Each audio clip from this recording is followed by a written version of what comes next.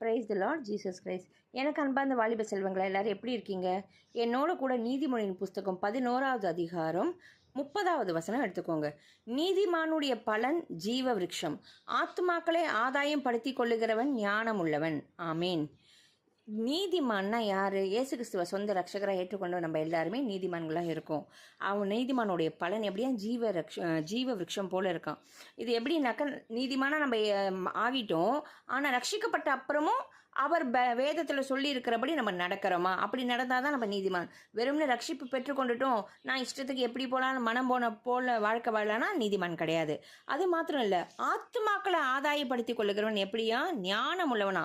நம்ம ரட்சிக்கப்பட்டிருக்கோம், மற்ற ஆத்மாக்களுக்காக, உங்கள் சக ஃப்ரெண்ட்ஸுகளுக்காக, வாலிப பிள்ளைகளுக்காக ஜபிச்சு நீங்கள் இயேசுவோட அன்பை பெற்றுக்கொள்ளுங்க. மற்றவங்கள இயேசுவோட அன்பை பெற்றுக்கொள்ள, அந்த வெளிச்சத்துக்குள்ளே வர நீங்கள் பாரத்தோடு ஜபிச்சு அவங்கள கிறிஸ்துக்குள்ளே நடத்துறச்சு. நீங்கள் எப்படி